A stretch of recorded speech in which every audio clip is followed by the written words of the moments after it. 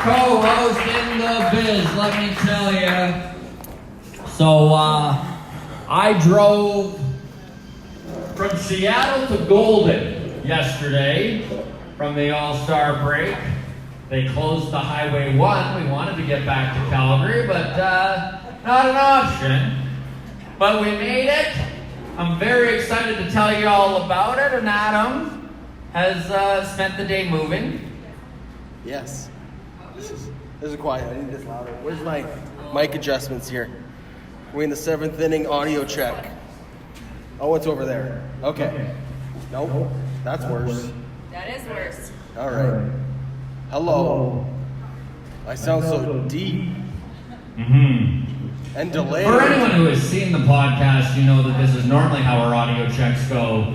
In fact, it's pretty good that we're doing it now and not literally 3/4 the way through the show, which is the normally the way we do it. Yeah. So. All right. How's this? No. It's okay. I don't know. Here, let me see if moving this back a bit helps a little. Maybe I don't know. Loud noises. I sound drunk. The delay is going to mess with me tonight. Okay. I feel like it was not like this earlier. I feel like I should just turn my mic off and speak with confidence. Yeah. Should we just You know try what? Is that crazy, guys? Do you guys just want to get closer? We'll just yell louder. Like, is this gonna annoy every fucking one? This sound? Give us a taste. Just a taste. What do you think of this? Is this better? Do you feel like we're in a live Minimum podcast here now? This is better. This is better? All right. I would still like to hold the mic. Can I hold the mic? It's a comfort thing. Did we just turn this off? Yeah. Do you want me to? Well, I mean, Yeah. all right. All right, now I feel good. Welcome to the podcast, everyone. Yeah, there we go. Okay. Let's come sit up here, right? Well, I need a table. Okay. Table.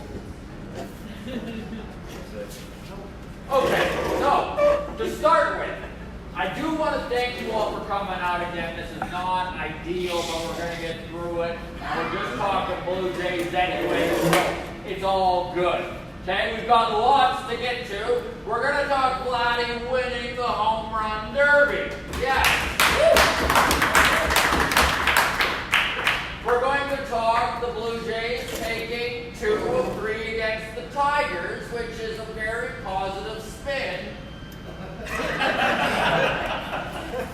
Rather than bringing up the fact that they went 5 for 59 in the last 2 games. I don't remember that. That didn't happen. None of us remember that. The All-Star break washed that away. So we will talk that. We'll get into 3 studs and a dud. We do this every single Friday. Adam combs through the week's best of the Blue Jays and the absolute worst, and then we give the awards out. But this is what we're doing today, something a little different. We're giving out our 3 studs and a dud for the half season. Very good. Pitcher overload. The workload is becoming a problem with this Blue Jays team. Many of their pitchers are literally on pace for career highs in innings pitched. Hyun-Jin Ryu on the return. Could this lead to a 6-man rotation? Spoiler, yes it could, but we will get into it. Then we are going to talk the draft, and we'll bring our good friend of the show, Hey Tommy from TikTok, who's sitting in the back over there, another Alberta content creator when it comes to baseball. Yeah, sure. Give it up for Hey Tommy. So, Adam, to start with, you moved today. I moved today. Yeah. I painted my house all weekend. I built a dog run in my backyard. My dog can already jump over it, so it's too short. Okay. So I wasted 3 days of work and about $400 on a fence that's too short to contain my dog. So that's a good start. I shaved my mullet off in the shower Saturday night, so you know painting was going well. Right. Mental breakdown. Yeah, no, it's been great. So, Well, how was your trip to Seattle, though? Your slogan of measure once and then don't worry about it, paying off for you here, right? There you go. Seattle was incredible. The city, if you've never been to Seattle, is absolutely incredible. But on top of that, just like a baseball place to be. Everyone there. There is such history in that town for the game of baseball, and they embrace it so much, and to just be kind of in the mecca of it was very, very cool. We got to see Vladdy win the home run derby.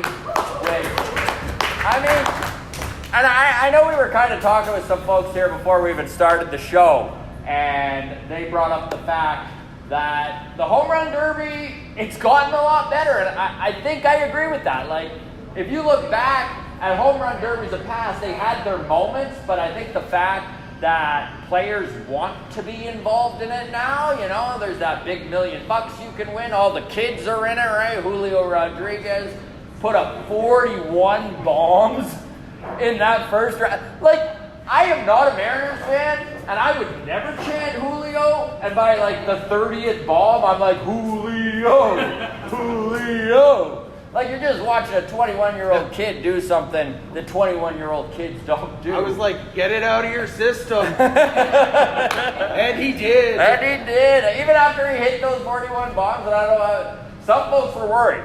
I know Taylor, my wife, was like, oh no, there's no way Vladdy can beat that. And I was like, he's done. He's gassed. Like, how do you, like, 41 bombs in 3 minutes? Are you kidding me? Like, how do you even, that's every 3 seconds. I'm not good at math. We don't need to break down the actual math on that. But very, very impressive. And then to see what Vladdy did was great. The All-Star game was good, but it was, most of us agree, All-Star games, meh. It's fine. It is what it is. It was a pretty slow game. And then any momentum that would happen, they'd start putting the new players in, which is fine, right? Everyone's got to see their guy, but it was a typical All-Star game. But Everyone was mic'd up. I like that. Everyone was mic'd up. I didn't know. I like that. Yeah, you were there. Yeah, didn't know. Had no idea. Saw all the clips afterwards. Turns out Bo Bichette actually kind of funny. Who knew? Took us, 5 years to figure that out? A little bit of a personality. So, Vladdy in the home run derby, 2019, most dominant hitter in that home run derby, loses the home run derby that got your daughter excited about baseball. Yeah, so I owe it to that. Did not win. Won it this year. Not even close to the most dominant hitter. No. He wasn't. Luis Robert was ridiculous. He was scary in round one. Like, he was hitting, like when he hit 486 feet, like, and then Julio with his 41 home runs. Yeah. Randy Arozarena seemed to be electric as he always is. Yes. And this feels like the first time Randy's ever not broken my heart. Yeah. So that was nice. It was nice to cheer for Randy and not curse him, you know? I think the Vladdy home run derby thing, though, is a nice little microcosm of sports. Yes. Is that you just want that ticket to the playoffs and anything can happen, right? Mm-hmm. You can be the best team in the playoffs and not win it. You can be the best hitter in the home run derby and lose to Pete Alonso because you're tired out. And that, like, I was looking at the home run totals from the second round. I think Vladdy was almost last place. Like, he just kind of threaded his way through the home run derby. Like, got Julio Rodriguez after he was gassed in the second round, and then got Randy at a good time. Like, at no point in that home run derby did I feel like, oh, Vlad is dominating this thing. The only thing that he did do was he consistently hit the 440 bonus times. So he did, which is good. That made the the difference game. in the finals. That's the game, yeah. And 2-minute rounds in the final round, and he hit the most home runs he had out of all 3 rounds. So he kind of brought it at the end, which is what you got to do. Brought it at the end. I didn't like that he had to go back to back. I think that was a seeding thing. Yeah. But it's still dumb. It's dumb that Randy Arozarena gets 45 minutes off and Vladdy goes back to back. So we'll do a little audience participation here. Round of applause if you prefer the home run derby to the actual All-Star game.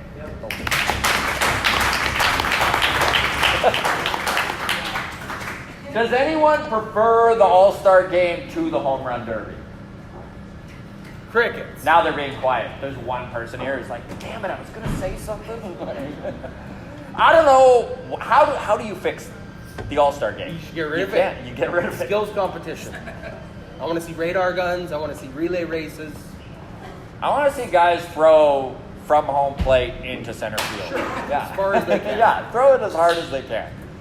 Okay, so that was the exciting, fun stuff we've all watched baseball-wise this week. Now we're going to touch on something that I promised that I wouldn't bring up, but I'm going to. Did you watch? Who here watched that god-awful Detroit no-hit? Yeah? Oh. See? Hard. Yeah, 2 thumbs down. Did you watch all 9 innings? I think it's on. I don't know that I watched. That's fair. But honestly, like, it was a 2-0 game. So, like, that's how they keep you hooked, right? It's just like, you're like, the Tigers can't no-hit this team.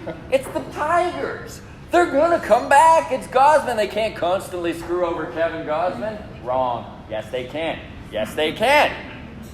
So, the next game, you figure they'd come out strong. They'd be jacked up, right? They just got no hit by the Tigers. That's embarrassing. And then proceeded to put up 5 hits. And this is where you put 18 innings, 19 innings of baseball, because it took them the extra inning to win the last one, and they went 5 for 59. So there are some offensive struggles going on currently for everyone except friend of the show, Danny Jansen, showing up big. Yeah. Home Run Derby 2024. 2024, Jano in the Derby. Switch hitting. Oh, by the way, Adley Rutschman switch hitting in the Home Run Derby was super cool. Pretty cool. Super cool. Pretty darn cool. Still hate him because he's an Oriole. Yeah, you gotta hate who you gotta hate, right? So right now, the Blue Jays are currently 50-41. They're 9 games above 500. They are in the wild card. They are above the Yankees, which, yes, you gotta like that. How are you feeling, though? About just where they are. Do you feel like when you look forward right now, Adam, this is a playoff team? playoff team, yes. Okay. I still think we should sell at the trade deadline. Not like totally blowing, like we're not selling every mattress for 10%. But. Okay, this is a hard left turn because I didn't have these on the notes, so this is going to throw you under the bus here. Please do. But the St. Louis Cardinals. Boo. They might, for the first time in over a decade, strip that team down and start rebuilding. Goldschmidt is all but gone pretty much as his contract's coming to an end.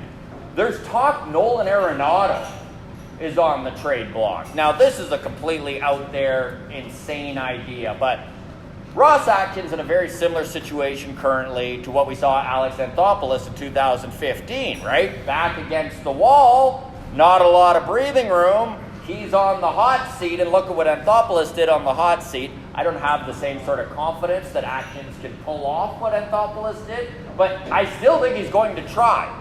So how crazy is the idea of a Jose Reyes for Troy Tulowitzki with some prospects topping it idea where you move Matt Chapman to the Cards? Nolan Arenado. With, let's say, I don't know, you might need to include an Orelvis Martinez, but you could probably get it done if you take the money on without moving Tiedemann. It fixes your third base problem, which is looming large. The Jays have nobody in the minor leagues ready to take that third base over. No offense to Addison Barger. He just hasn't shown enough yet to truly think that you can promote a AAA guy and that he would improve from his numbers down in the minors. So with bringing in Nolan Arenado, yes, you're bringing in a 32-year-old. He's got a few years left. He's got 3 years left, 2 of those years at $35 million each. So you are taking some big bucks off of the payroll for the Cards. You're giving them Matt Chapman, which they need, that's the Jose Reyes, right? Like, you're just, a much better human being, obviously. But, and then, you know, if you're taking on that much money, do you think the Cards would be all right with somebody like a Rolvis, or do you think they would want to cash in Juan Soto style? I don't think they would be interested in Matt Chapman at all. I think he does nothing for a team that's 50 games under 500 right now. He plays third base for the last 40 games. Wow. But I don't think the Cardinals want to tear it down where they're not competitive next year. So if they're moving on, like, they wouldn't take Chapman unless they're going to re-sign him, and why would they re-sign him when they already have Arenado for 3 years? So it doesn't make sense to me. Unless you went like super prospect heavy. And we're just like, we're going to ship Chapman off to someone else who wants to rent Matt Chapman. I can't think of a team right now, but... the New York Yankees, but... I don't want to say it, Don't want to Scott. say that. Don't want to say that. Don't want to say that. But then you'd have to go prospect heavy. Yeah. Who here, round of applause if you'd be prepared to lose... Okay, let's start with a Rolvis Martinez. And let's say, still a couple guys in the top 10 prospects. Let's throw in a Semro Burst and maybe a Chad Dallas has to go. 3 prospects. Who would be into losing that for Nolan Arenado? Okay. Because I kind of like this idea. But I will say Aroldis Martinez right now, his value is coming back up because the kid is lighting it up in AA right now. I mean, he hit 30 plus bombs in AA last year at 20 years old. He's going to do the same this year. He's leading AA, and now he's actually hitting above 200, which is, you know, what big leaguers want to do. All right, you've talked me into it. I'm in on Arenado, actually. Yeah. I don't know. We'll get into trade deadline talk and do more of this. We're going to do a mini mailbag afterwards, so if you guys have your comments and questions and want to participate in this, feel free to do so. We will move on now to 3 studs and a dud, the half-season version. Okay, we will start with the biggest surprise of all. No spoilers. Dud. We're going to start with this. Okay. Alec Manoah. Yeah. We'll just get that right out of the way. Anyone shocked here? Okay. Honorable mention. Alejandro Kirk. Yeah. Pains me to say it. Not the biggest Kirk fan. Still pains me to say it.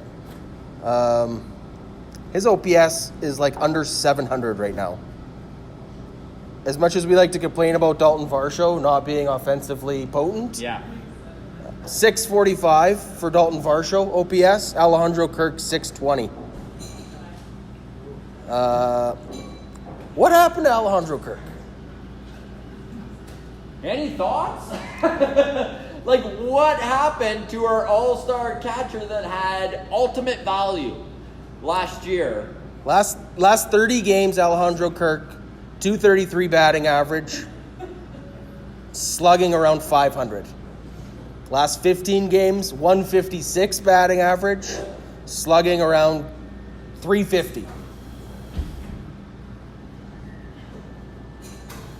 This is a guy who last year was a huge reason why the Blue Jays made the playoffs. Alejandro Kirk has completely done a faceplant. And I don't know what the solution is here. When you look at his... I just wonder, has the league adjusted to him? Like, is this something where he's got to readjust? Or does this run deeper? And is there a problem where he started the season late? Congratulations to him on the birth of his son, obviously. But then on top of that, he just never really caught up coming into spring training late.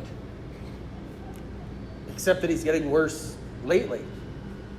I wanted to blame it on a slow absenteeism from spring training, except that now I feel like I can't. Yeah. His baby has college. Really? No, I mean that's. Crying baby, that'll do it. I don't know. When Kevin Biggio's offensive numbers make yours look bad, that's not good.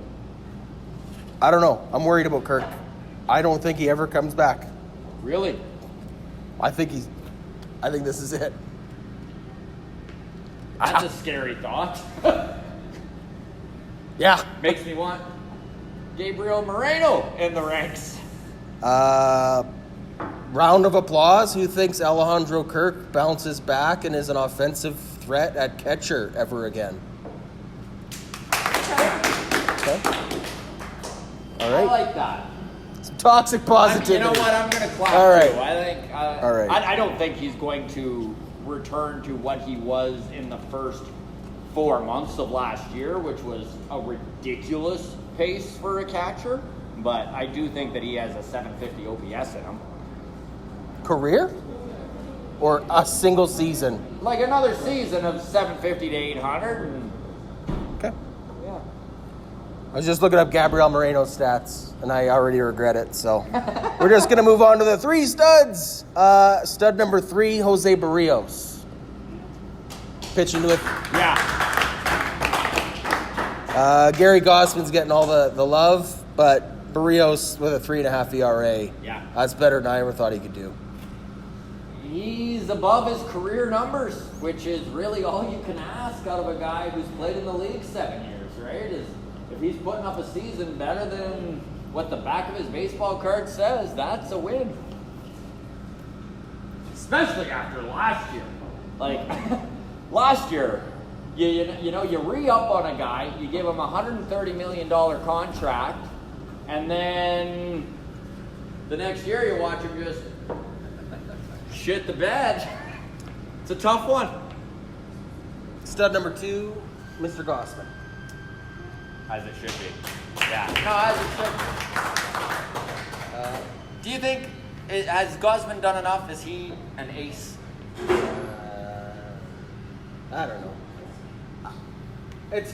Ace is a weird term. Mm-hmm. Are you a believer that there is an ace on every team? No. Then I don't know if he is. Okay. If you think every team has an ace, he is the ace of our team. Do you guys think he's an ace? Who here thinks Kevin Gosman is a legitimate ace in the league? Yeah? No. He's good. Too many duds, too many dud games.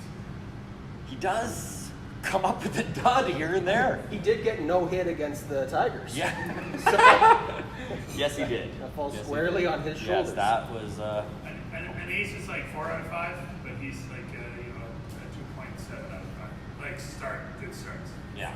No, he's better than that. He's better than 2.7 He's out like of a 5. 3.5 out of 5. 4 out of It's too much. Not a believer. All right. Stud number 1, Bo Bichette. Yeah, obviously. September Bo. September Bo. Turns out September Bo has been just Bo Bichette all year. I'm glad he's liking his new paychecks. Like, I wonder if that has anything to do with it, eh? Couldn't hurt. Like, it. Maybe they should buy Vladdy then. Yeah, and that is actually a really good point, because I was going to bring that up to you. Like, we have watched arbitration, to start with, when they first went to arbitration with Bo in the offseason, he had the widest gap of any player in arbitration between what the team thought he was worth and what he thought he was worth. So the team offered him $5 million. He wanted $7.5. And the way arbitration works is that the arbiter comes in and he picks one number. If they don't meet in the middle, it's one or the other, right? And the only way to go about getting out of that is to actually take the full amount of years left and sign him to that. And that's what the Jays did. So Bo Bichette was locked up for, I think it was 30-some million over 3 years. Yeah, it worked out to about $11 million a year, which really put him in the upper echelon of the range of guys with 3 years of arbitration eligibility left, right? So that's putting a lot of confidence in a guy. And I just wonder if, with how Vlad and Bo are such good buds, if Vlad maybe sat there and was felt like his nose cut off a bit. I mean, he's also making $8 million, but 14.5 this year, you're right. There you go. $8 million last year. So yeah, Yeah, I don't know. I don't know what it is with Vladdy. Yeah. It's an interesting thought though. Like I do like the idea of like maybe if they go to him this offseason and they're like, why don't we give you the Matt Chapman for the next 2 years? We'll buy out your RB years. We'll give you 21 mil a year. I mean, I'd rather see them just go sign him for $250 million 10 years if you can get him at that after a down season, but I don't think you can. I don't think he picks up a phone call for Another contract year. extension. For another year? Yeah. After this season, he's like, we'll see what we'll the next talk 3 next months year. hold, but Yeah. no. Which, by the way, is scary because if that's the case, and then he's going to wait till one more good year, now he's only one more year away from free agency. So why would you take a phone call then? Bo Bichette has exceeded all of my expectations for this year. Yourself? Defensively, yeah. Were you Offensively, I knew he could do this. Yes. I didn't think he'd lead the team in home runs, but I also think it's only 15. I mean, he's been good enough defensively this year that people have stopped screaming from the mountaintops to put him at second base. So that is something, right? Average defensive shortstop. That was my big bold prediction at the beginning of the year, by the way, was that Bo Bichette would be an average defensive shortstop, and we won't talk about all the shit predictions I've made, but that was a good one. Yeah. Yeah, I mean, What was that? Chapman and Bichette. Yeah. Chapman, a platinum glove winner, right? Which is like the best defensive player in the league to get the platinum. 3-time gold glove winner. And he has the same amount of errors as Bo Bichette. pretty good. Not too shabby. Bo Bichette. Bo Bichette, First number half one stud. stud. Honorable mention, Danny Jansen. Yeah. The power's I still mean- there. That's all I asked for. The guy's going to play. He's missed some time from injuries. Yeah. He's going to but miss a month of the season, and he'll hit 20 home runs. He actually could hit, this is a long shot, but I think Danny Jansen has 30 home run season in him at one point. Yeah. I'm with you there. He's got to stay healthy. He does. I mean, health is, yeah. I think he could get 25 if he's healthy the rest of this season. 30's not happening. No, this 30's not happening. I mean, not whoa, this that would be season. sweet. Not this season. I mean, I'm all for it. Go ahead and do it, Danny. But He can do 25 this year. Yeah. If he's healthy for the rest of the way. Yeah. Danny Jansen showing power and sticking around. It's good. Okay, I'm going to read you a list of names right now, okay? And this list of names is on pace for career highs in innings pitched. And this is Blue Jays pitchers. Kevin Gausman, Chris Bassett, Yusei Kikuchi, Jordan Romano, Trevor Richards, Eric Swanson, Tim Meza, Nate Pearson. Sorry. Literally the whole bullpen and your top 3 starting pitchers, as crazy as that is. I mean, Barrios isn't on pace to break his innings record because he always pitches almost 200 innings. So, I mean, that is a heavy worked pitching staff, and it is concerning. This is the 6-man talk. So this is the 6-man talk. Hyun-Jin Ryu should be returning sometime early August. If that is the case, do you see them going to 6-men? Yeah. They have to, right? Yeah. The benefits of putting Ryu in there, even if you can only get 4 or 5 innings out of him, is that you can stop burning Trevor Richards at both ends. Like, he's a candle that they're just firestorming right now. He's just a big lump of wax. It is insane the amount of work Trevor Richards has gotten. And I mean, knock on wood, he stays healthy and all that, because he has been who predicted Trevor Richards to be the bullpen savior this year in 2023? I think we were both saying DFA candidate in April. Literally. Hot seat Trevor Richards. Yeah, Trevor Richards. It's Trevor figure it out. Richards. He needs to retire after this year, though. Yeah. Yeah. It's Trevor Richards. Yeah, 6-man feels necessary because everyone's been overworked. So The biggest concern, too, is if you look at the most high leverage guys in this Blue Jays bullpen, it is Eric Swanson, it is Tim Meza, it is Nate Pearson, and it is Jordan Romano. So if your top high leverage guys are being worked at an all-time high, it is a slippery slope. And I don't like to bring up the elephant in the room, but I mean, there's a lot of good arguments to be made that the reason Alek Manoah has had the troubles he's had this season was an insane innings increase from 2022 to this season, right? 111 pitches, 2021 to 2022. So 111 innings pitched in 2021. With the wild card game, he pitched 202 innings last year. So that is an almost 85% increase in innings, when the average inning increase that you like to see, that organizations are aiming for, is around 20 to 25%.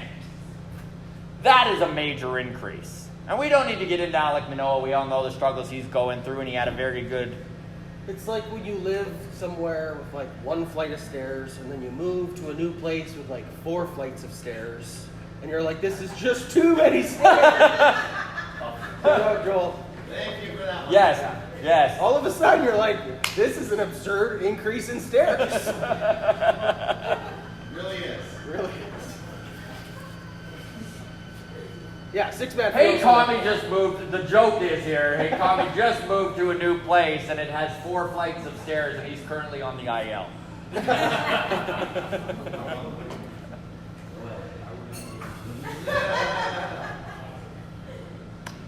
Okay, so there's been a lot of talk lately about the Blue Jays farm system. And the fact that maybe last year, I think it hit a lot of us fans pretty hard when a lot of other organizations' general managers came out anonymously and kind of were like, yeah, the Blue Jays, they don't really have anyone we're after outside of that very top prospect that is Ricky Tiedemann, right? So they got like the one golden goose and then not a lot else. And that's not necessarily the case, okay, because the Vancouver Canadians are literally the best team in the Pacific Northwest as a high A team right now. And the Blue Jays have a pile of talent down there. They just took a 17-year-old Arjun Namala in the first round this year, which is a very bold draft, right? Like, to pick a 17-year-old, the sky is the limit, and I love the pick. And the fact that everyone's big thing is saying a 17-year-old is going to stick at shortstop is pretty promising, right? Like, at 17, most of the time, you see a 17-year-old shortstop, and everyone's like, he'll play third, right? So it is cool to see that, but the talent on this Jays team is in the lower minors and Ricky Tiedemann up top. Unless, and I mean, you always see, you could see an Addison Barger, you could see somebody like Spencer Horowitz, friend of the show. You could see someone like that, 24, 25, taking another step forward. But, Is this the draft talk? this or is the draft trade talk. material? No, this is the draft talk, but I was going to bring up the trade part too, because as we see guys like friend of the show Chad Dallas, who has, I mean, Baseball America is going to release their top 100 prospects, and my guess is Dallas gets in there. He has literally been lighting it up in Vancouver. He got the bump to New Hampshire and did not slow down. So that is fantastic to see. But my question to you is, were you disappointed to see them go quite so young with that first draft pick, knowing that there's already a pretty good wait till some of these guys are ready? I don't know even what to say about the draft. Yeah. It's such a crapshoot. It is. It really is, especially picking 20th overall. baseball, more than any other sport, is such a developmental process. Like, there's no one that gets drafted and then is helping your team that year. Mm-hmm. It's also weird that the draft is mid-season. Yeah. I was at the draft, by the way. Well, I didn't stay and watch it, but I walked down to the thing and was like, oh, this is where they're going to name a bunch of kids I haven't heard of and then not see for 5 years. Like the Blackhawks draft Connor Bedard. Right. He's going to be Carry that franchise tomorrow. Tomorrow, Yes. right? Yeah. Second line center, Yes. day one kind of a thing, right? It's hard to get excited about Arjun Namala in 2028, right? This is my point. Yes. Right? It's like, ooh, maybe if everything goes right and we don't trade him by then, he'll be good. Yeah. I just kind of don't care. Yeah. And that's the problem with the baseball draft. I know they're trying to make it a thing, incorporate it into the All-Star weekend, but like, I could care less. Yeah. I gotta agree. Even if he pans out, it probably won't be for the Jays. I Like, gotta agree. best case scenario, he crushes in the minor leagues this year, next year, and then we trade him to the Diamondbacks for something decent in return. Sorry, that was just too soon. Diamondbacks, too soon. My bad. But yeah, I was hearing talk of like, oh, well, they just drafted the heir apparent for when Bo Bichette leaves. And like, he's so much further than 3 years away, right? Oh, yeah. Okay. Yeah. Yeah. Okay. Hopefully, yeah. Okay. We don't need to get into who's leaving in 2025. Okay. Okay, so I'm going to read you a little stat here, and then we're going to bring up our good buddy Joel here. So the Jays have scored, and this is a crazy stat to me because it doesn't feel this way at all. But the Toronto Blue Jays have scored 2 or fewer runs in 24% of their games so far. It feels like that, right? Yeah. In 2022, it was 23%. In 2021, it was 25%. So they're literally just producing the same way they have for the last 3 years, which didn't feel that way. I really thought that it was going to be you read that 24% and then they give the 2021 and 2022 stat, and I would be like, oh man, it's just like, I can't believe how few runs they're scoring. But it's really right on pace. But our good friend of the show, fellow Edmontonian, hey Commie, welcome to the stage, Joel, because Joel can break this down and show you that they are actually scoring fewer runs. Woo! Come on in, buddy. Let's see if I have enough voice for this. Oh, look at that. All right, booming. Booming. Yeah, that was a Andrew Stoughton tweet, Yeah, that was right? a Stoughton tweet. He says that the team is producing 2 or fewer runs 24% of the time this year, comparable to 23% last year, Yeah. 25% the year before. The league as a whole is scoring 9% more runs than they did last year. So by staying exactly the same, you're actually producing 9% less. So by saying that you're the same, everybody else is producing that much more. So by staying the same, nobody else is staying the same, everybody else is producing more. Arizona actually has a 9% increase. No, I wouldn't doubt that. Shut up. But like an interesting stat would be Bo Bichette. Okay, 3 years ago, Bo Bichette, he scored 0.76 runs per game, 122 runs over the entire season. Okay, last year he scored 0.58 runs per game, which was 90 over the course of the season. This year, the best year of the 3, he's only going to score 0.51 runs per game. So that's down 33% from 2 years ago. But he is playing better. He is in the same spot in the lineup, but he is scoring 30% runs less than he was 2 years ago. But that's Vladdy's fault, right? It's pretty much everybody behind him. Yeah. It's pretty much everybody behind Bo, really. It's the lack of a 4-hole hitter, a 5-hole hitter, somebody who comes in, slugs 480, bats 260, and knocks in runs. You have a Joe Carter card? Yeah. You got a Joe Carter card from Cleveland Yeah. in like 1990? That would be a lovely player to have on this team. Somebody who knocks in 106 runs, comes up to the plate, looks to drive the ball, isn't really caring about the walks. Somebody who is a natural run producer. He's too old. Yeah, Joe Carter might not do it now, but somebody along his lines. Oh, so you mean 1990 Joe Oh, Carter? yeah. That's taking 93 was okay. 93 was fine. 93 wasn't I would too take bad. 93 Joe Carter, yeah. So then, this is the problem right now, I think, is that the Blue Jays lack a cleanup hitter. Yes. They lack someone who is going to hit bombs. And I mean, this is the thing, is when Miami came to town, and the Blue Jays took care of Miami, took in 2 or 3. Actually, they did that. They went to Miami. Never mind. They went to Miami, and they took 2 or 3. But then Jorge Soler comes up to the plate, and it shows his home run total of 21. And I was like, Soler's hitting 21 home runs? Like, he's 8 ahead of Bo Bichette.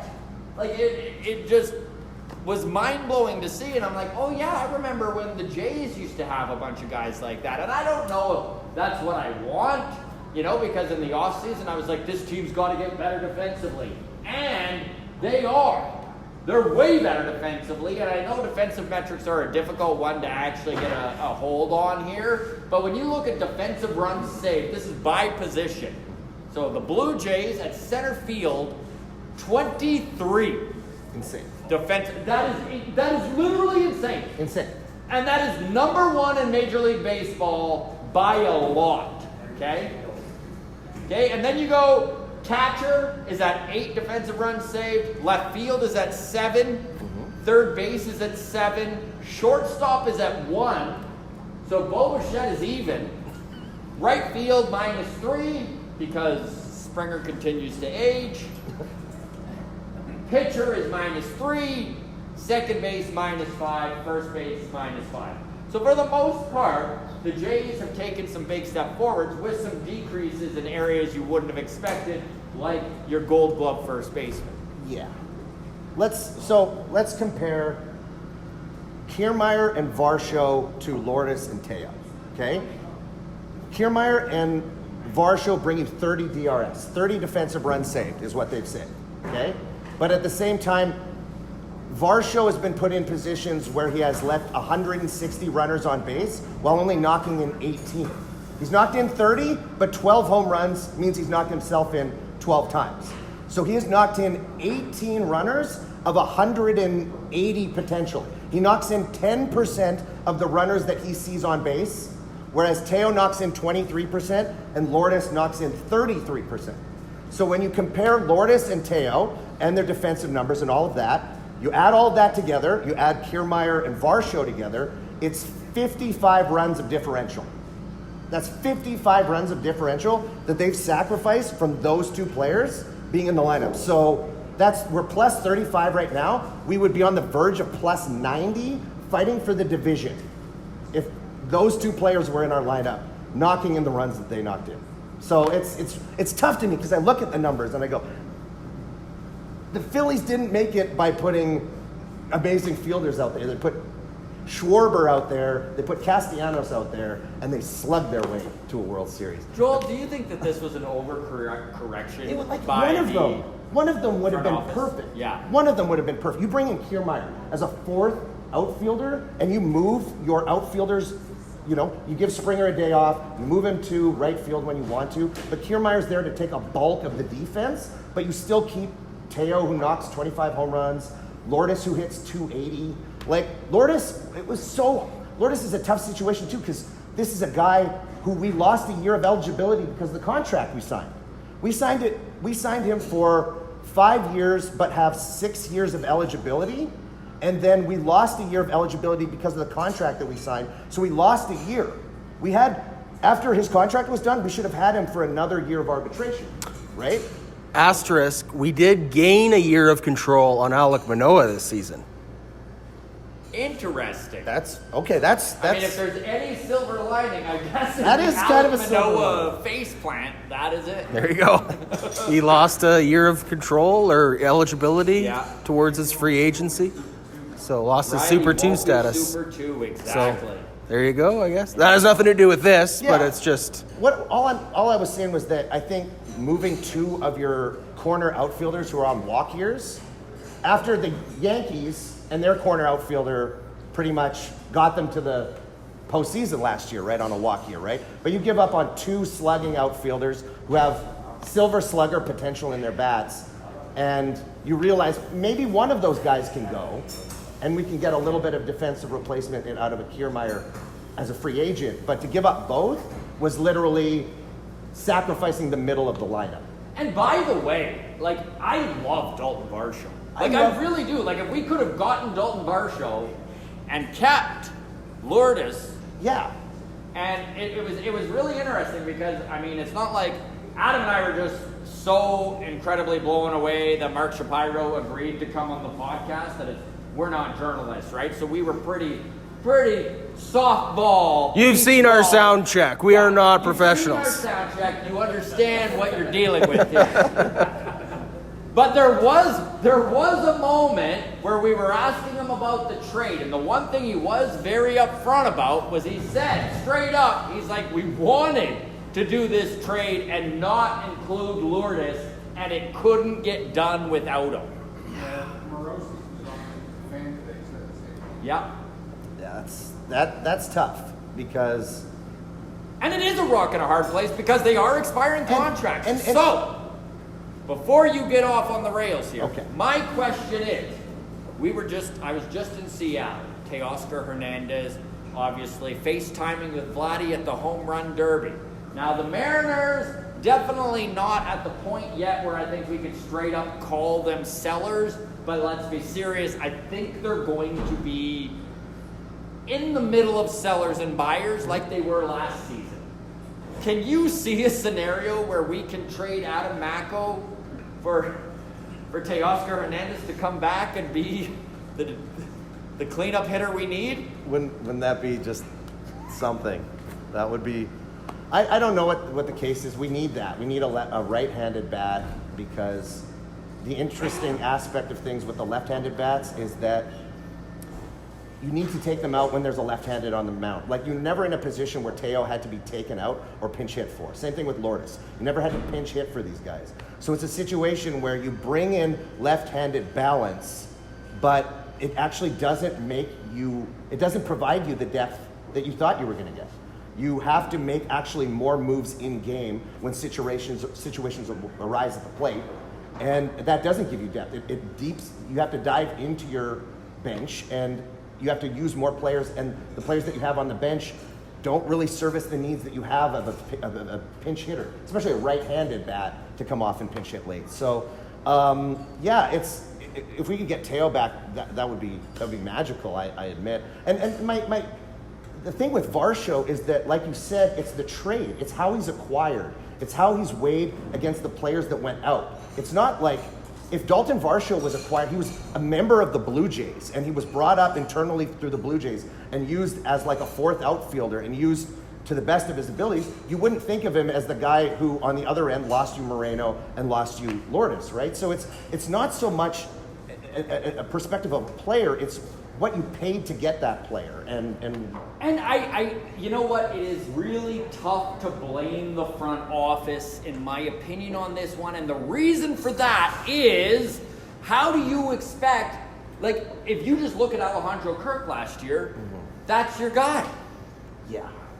So you move Moreno with this mindset of, you've got this kid, okay, who has done nothing but perform since the moment you called him up from A-ball to play in 2020. And I know the 2020 60-game season, put a big asterisk all you want, but like, he was there playing, catching in the playoffs for them. Catching in the All-Star game. Catching in the All-Star game. Catching Alek Manoah in the All-Star game. Catching a Cy Young, like third in Cy Young votes, right? Like, how do you And listen, I'm not even. I really liked this Atkins Shapiro front office, and I am really not liking them anymore. But I did believe this offseason that this wasn't a god-awful trade. Like, I really thought it was a decent trade. I did think the Jays overpaid, but I thought it was acceptable because they had two very good catchers in Danny Jansen and Alejandro Kirk, and that's just not the case anymore. Yeah, and like Kirk, we had Kirk in a position where he was our 4-hole hitter for a chunk of last year. He was literally our cleanup hitter. Yeah. And, you know, we got in a situation where Springer's slowly starting to deteriorate, and he might project more down in the lineup as instead of leadoff. But it's a situation where you move two guys who I believe with Lourdes and Teo can at any time hit in the top 5. They can hit top 5 in your lineup. Whether you have an injury and you need to move somebody up, they can hit anywhere there from day to day. They're not, you know, is Lourdes a legitimate 3-hole hitter? No, but if you've got, you know, an injury day and you want Lourdes to hit third, that's fine. You're not so pissed off about that. But when you lose both of them, guys who literally slot in as 4 and 5 in your lineup, and then you bring in guys like I like Brandon Belt, but athletically, Brandon Belt can't take 4 athletic strides without his hamstrings blowing up. It's just the absolute truth. I love the guy. He cannot stretch a single into a double into a triple. His slugging is based off how he hits the ball and runs to first, and that's about it. So Brandon Belt, by the way, Alejandro Kirk in extra innings on second base, and the only option on the bench, Brandon Belt, and they were like, they'll probably stick with Kirk. couldn't make my point any better than that. And it's a weird situation where you bring in speed. You bring in the concept of speed. You were going to be a faster team. We've got Kiermaier, we've got Whit Merrifield, we've got Varsho. But when you've got a lineup that has Kirk and Belt in it at the same time, that is the 2 slowest guys in all of baseball countering a push towards speed. So it's kind of like you know, Kiermaier's on base. Oh, what's in front of him? Oh, it's Kirk. Well, okay, you know, we're playing station to station. So it's a tough situation where you try to make a move for the new baseball regime that we're seeing with stolen bases and the bigger bags and less pickoff moves. But when you've got 2 guys who are legitimate in your lineup that you really, when you're succeeding, they're succeeding, but they're so incredibly slow, how can you take that true shift towards double steals and being that speed team, right? So it's interesting. Luckily, when Belt and Kirk aren't on the base paths, the Jays are seamless. Absolutely. Now this is a very Yeah, we've gone really negative, eh? this is a really what I'm here for. unsexy pushback, but years of control for Dalton Varsho is a factor. It 100% is a factor. Yeah, Varsho will pay off. We have him I for 4 believe more that. this year plus 3 more. Yeah. Teoscar's old as fuck. 30. 32. Is he? He's 32. I think he's... He's 32 and getting older the way Springer's getting older. I bet you by next season, the offense evens out. And by year 3 or 4, But this was a Varsho is a trade better for now. hitter. No, it's not. Nothing is a was. trade for now. But it was if you're a team that is a wild card team and aspiring to be a division winner, You can't just put blinders on and say, we're only going to worry about 2023 and totally fuck yourselves for signing Bo and Vlad. You can't. yeah. But we signed.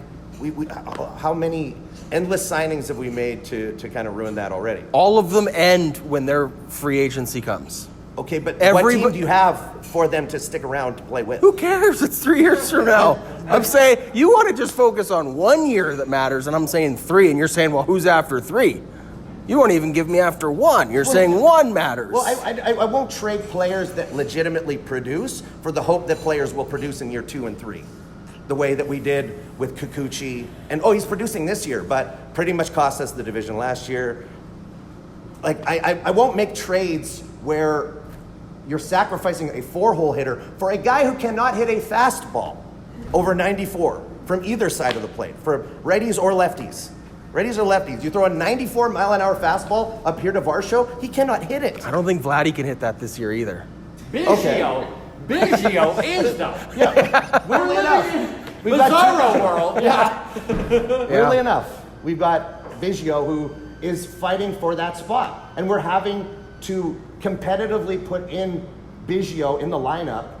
We saw it over the last 6-7 games. Varsho is seeing the bench now. And who's getting in there? It's Biggio. Because Biggio, over the last 30 games, has about a 750 OPS. Varsho has a 120 batting average. In his last 7 games, he's 1 for 21 with a bunt. He's 1 for 21 with a bunt base hit. It was a nice bunt. It was a nice bunt. Nice It to have actually someone got that can us a bunt. win. It actually got us a win. Yeah, Sure. He You can't get on first, though. If you can get on base. Like, and I wonder when it comes to the next few years, like what this team does at the trade deadline. And we'll open the floor up here. Is there anybody that any of you have your sights on at the deadline? Like, is there a player that you're just like, he's going to be available, he's going to fix some of the problems with this team? You can't say Shohei Ohtani. Okay. And he isn't going to cost you the entire farm. Yeah. But like 2 months of him, right? Wouldn't it? You'd always be able to wear that Otani Blue Jays jersey, I would, right? and I would. Just for 2 months. I would. It's the greatest rental in the history of baseball, you know? Any thoughts, anybody? Like, I don't think that's legitimate. I don't think that's legitimate. Because that's one of the things is like I look at this market and I'm like, I really don't know what would fix the Blue Jays. And I don't think the Jays are broken.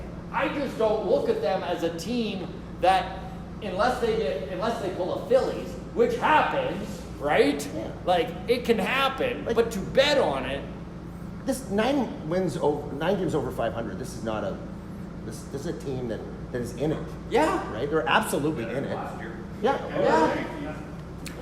Okay. Better than the Okay. Yankees, which is a very good point. Yeah. Even That's if true. the Yankees have all sorts of excuses. That's true. But They do every year. Every year. Every year. Just a We've bunch of- you've just seen runs from teams this year, like the Cincinnati Reds went on an insane run, and I feel like we're a better team than the Cincinnati Reds. We're in a situation where this year, we're in a situation this year where the schedule is so like we just came off of White Sox for 3 games, we came off Detroit for 3 games, right? Normally, on any other year, you'd be going through Baltimore and Tampa Bay to end that All-Star break, right? Because of the shifted schedule this year, right? So this is a year I feel like I don't feel like we're as competitive as last year. I don't feel like we're as competitive as the year before. But I feel like our schedule makes up for that. So our schedule, being lighter, gives us that opportunity to have a run against Kansas City, Detroit, Oakland, go 8-1, put yourself in a really, really good position. And then who knows what happens when it comes down to 3 starters in the postseason, right? And I'm so curious what this team's plan is for third base. Because I got a really funny text from a buddy of mine. He's an Oakland fan. Just my heart breaks for the guy. But his text was, "Are you worried that the A's can't develop a third baseman fast enough?" Ain't that the truth, right? Yeah. That's great. That's great. That's great. Yeah, it's a That's good great. little. Yeah, so. Okay, so I want to just explain again where I'm at with the Blue Jays should be sellers Yes. at the deadline. It is not like let's get rid of Bo or Vladdy or anything crazy. But if this team is to go on a playoff run this season, we need our big boys to be big boys. Yeah. Or we need a major addition. I don't think we have the capital to go and get a major addition. I don't think we're getting Juan Soto. No. I don't think we're getting Shohei Ohtani. So we just need Vlad to be amazing in the second half, which he can be. He could. He did just win the home run derby. Maybe that's the catalyst. But April Matt Chapman would be a nice return as well, okay? Anyways, if those guys are just being the big boys we need them to be anyways, then I think if we do it and we don't have Tim Meza, I don't think Tim Meza is the difference between us missing the playoffs if Vladdy is being Vladdy and if everyone is doing what they're doing. So that's where I'm like, maybe we could trade Trevor Richards, who's having a career year. Yeah. And bullpen pieces are volatile. Like, maybe we can just go out. You're getting the replacement with Chad Green. Hopefully, right? You're playing. Chad Green is returning, which is going to be a big boost, and Ryu could really help this team. Although betting on a guy, betting on a 35-year-old coming up with Tommy John surgery is a real roll of the dice. But I think you have to play it like that, though. Yeah. You have to play like those pieces are going to come back and contribute, and then deal what you can deal now to make your team better. And then hopefully when those pieces come back, that gives you 6-7 really, really competitive weeks to get you where you need to be in the playoffs. So, Adam, did you have any other guys that you feel? Because we're gonna open the floor up here to you folks now. We're gonna do a mini mailbag. If you got anything you want to talk about, any questions, comments, stuff like that, we'll get to that in just a second here. I'll let Adam finish his thought on if there's other guys you would move. Like, I know you brought up a couple weeks ago the thought of... It's a long list. Maybe Matt Chapman. Maybe Matt Chapman. I don't want to get rid of everybody on my list, but there's a list of like 11 guys I would take phone calls on. Yeah. And I would be willing to get rid of 2 or 3 people. And I mean, this is something Seattle did last year, right? They moved on from some guys. You're like, why are they selling? And then they wound up... I just think we need our ass. we need our big boys to be big boys to make a run anyways this year. Yeah. And then if that's the case, and they are, not having Trevor Richards isn't going to break the team. If we are banking on Ryu's going to be a contributor. Like, Yeah. do I think Tim Meza is going to have a ERA under 2 next season or ever again for that matter? No. That's actually a very good point. But my question is, what can you get for a Trevor? I'd take a AAA arm that's close, that maybe is depth for next year realistically as a starter, or is like a trade chip for next trade season when hopefully everyone's just good from the jump. And then it's like, boy, I'm sure glad we have that 100-mile-an-hour guy in AAA that we can trade and turn into the third baseman or whatever the case may be. That we could trade to the Rays and turn that into a third Right. baseman, and they turn into a Cy Young. All right. Call the Rays, see who they want, realize that those are the guys you can't trade. Yeah. And then go Yeah, from that's there. right. That's right. Call the Rays. Nix the deal once they've told you who they want. Then you know who's really good, and you Really can't get trade. to developing those guys. All right, folks. Well, number one, honestly, thank you so very much for coming out. Thank you very much for putting up with our lack of sound. Woo! Do we have anyone who wants to add a comment, bring up a subject, anything you guys want to talk about? The floor is yours. Jay Jackson. Jay Jackson. Interesting. What is your thought on him? Why do they keep putting him down? Jay Jackson is like old friend of the show. Matt Gage. Matt Gage. Yeah. Like Matt Gage last year. I was like, why do they keep sending this guy down? I think it's just options. I think There's so many guys with options, though. yeah. Simmer has options. Simmer can turn down an option over service time. So he has all 3 options if he has service time for a free fall. Yeah, that's And I mean, Adam Simber right now is on the IL. He's going to get non-tender for sure. Yeah. Might be. You think he'll be full on non-tendered, eh? 100%. Yeah. Interesting. Great trade candidate, Adam Simber. Yeah. He's available. He's probably getting 6K. He'll go back to Miami and be a stud. close out the World Series for the Rays. My mailbag question for you is Alec Manoah. How's that being handled?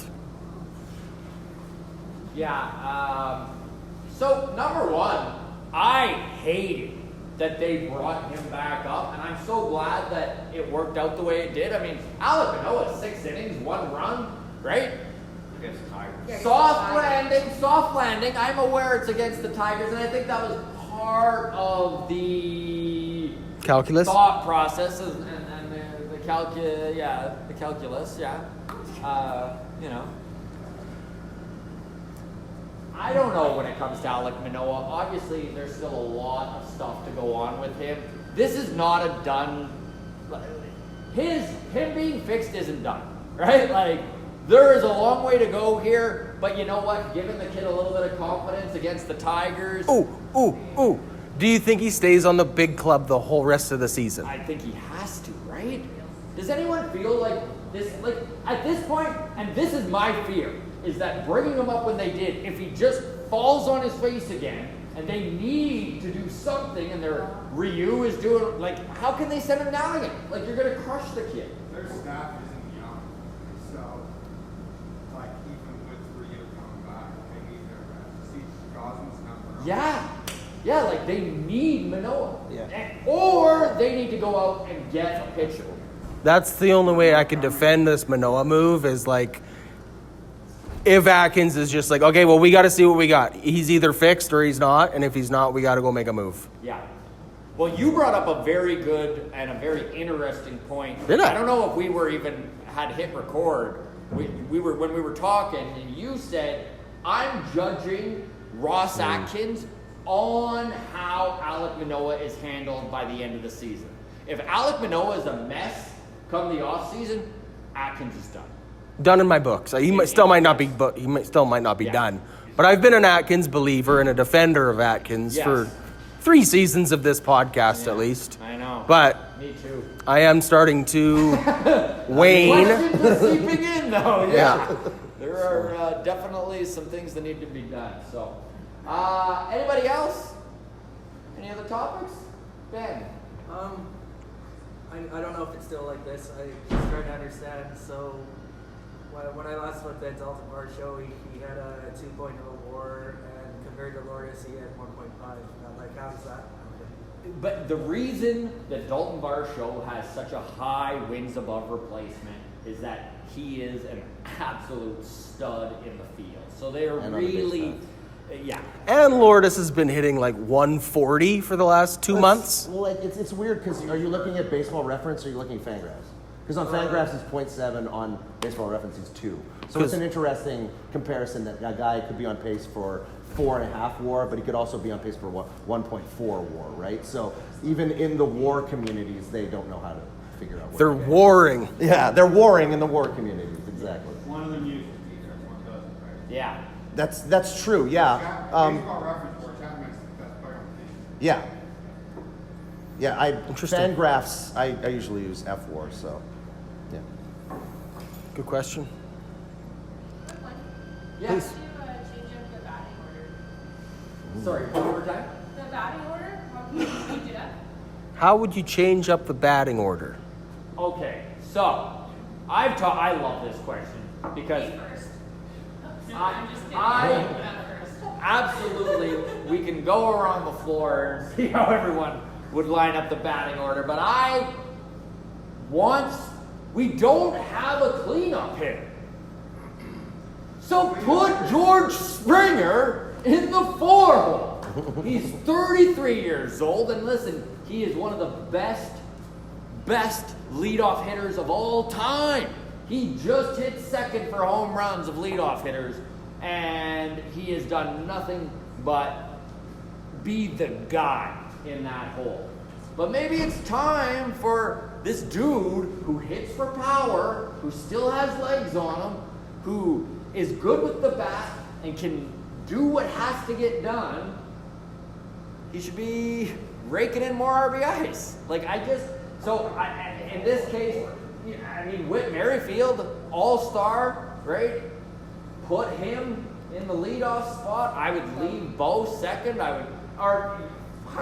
Put Bo lead. Give him an extra at bat. You know, I don't know. I love George Springer, and I really respect what he did in the leadoff spot his entire career, but I do think if the Blue Jays can convince him that that's what's best for the team and that's where they want him, like George is a team guy. I don't think it's him that's holding it back. I think John Schneider just really respects what he's done and is kind of like, you know, like Springer go. You haven't seen that changed much, right? Like maybe a little bit when they tried to get Vladdy going in the 2-hole, but so if I was to make the batting order, I would go Whit Merrifield, I would go Bo Bichette, I would go Vladdy Guerrero, I would go George Springer, I would go Danny Jansen in the 5-hole, okay? A little bit of power there.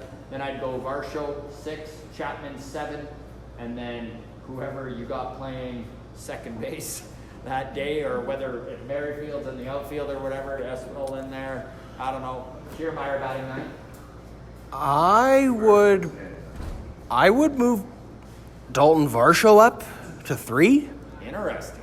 I know that's crazy. I know Joel's already taken his hat down.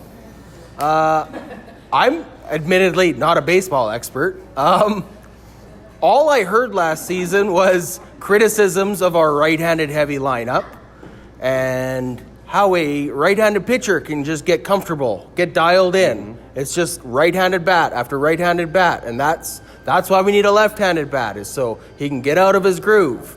Well, what good is it if all of our left-handed bats are clumped together at the bottom?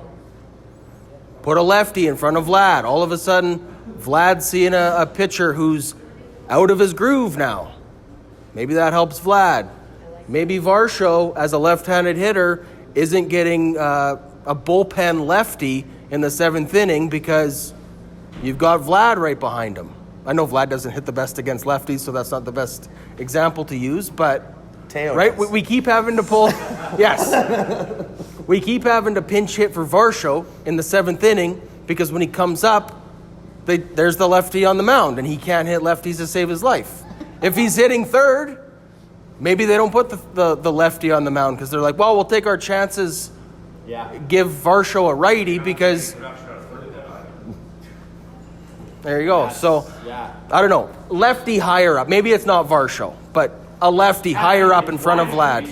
It's why we keep Maybe seeing Bell. Biggio. It's absurd to say Biggio third, but I don't hate it. Yeah. That's the idea. I would platoon Merrifield and Kiermaier as on the 1. I would go, I know this is wild, I said this at the beginning of the year. I would put Danny Jansen in the 2-hole because he is literally a carbon copy of Marcus Semien. And when Marcus Semien was in the 2-hole and Teoscar was in the 4-hole, Vladdy set the world on fire. So I'm trying to replicate just that. Hold your thought one there. I just want to bring this up because this is insane when the numbers were pointed out to me. Danny Jansen's last 162 compared to Marcus Semien's is literally almost identical. And in favor of Danny. I know Danny has missed time in there and has dealt with injuries, but literally he's hit like 32 home runs and 100 RBIs. And like he's right there with Semien. When he is in the lineup, he is exactly the same as Marcus Semien. It's the same swing. It's the same approach. It's the pull side home run, jumping on fastballs. The only guy who pulls. And so it's just like, to me, it's an attempt at trying to replicate 2021, where you had Teo in the 4-hole, Vlad in the 3-hole, Semien in the 2-hole. If you can put Jansen in the 2-hole, replica of Semien, Vladdy in the 3, and then Springer 4, then I feel like you're going to potentially get a similar situation. There is not a non-playoff team Joel loves more than 2021. Oh, yeah. Talk about, I love that team. The plus 185 run differential. Oh, my God, did I love watching that team. That team was the shit. Yeah, everybody hitting home runs. It and was fun. Yeah. It was fun. The glory days of not making the play. By applause, who misses the home run jacket at this point in this season? You had it for the Derby. Maybe they're bringing it back. Is that It was. I don't know if I missed the jacket as much as I missed the guys having so much fun. Yeah. You know, like. I like that it went beyond being a home run jacket eventually. It got to the point where pitchers were getting it. Yeah. Pitchers were putting on such amazing. What they need to do.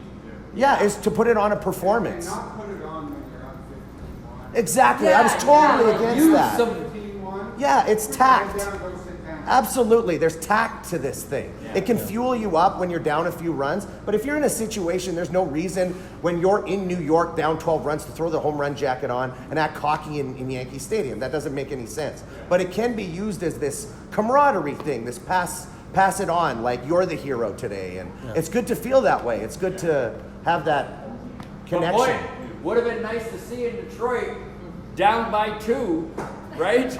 Danny Jansen with 2 outs in the 9th, tying it up. I mean, I have a question for everybody.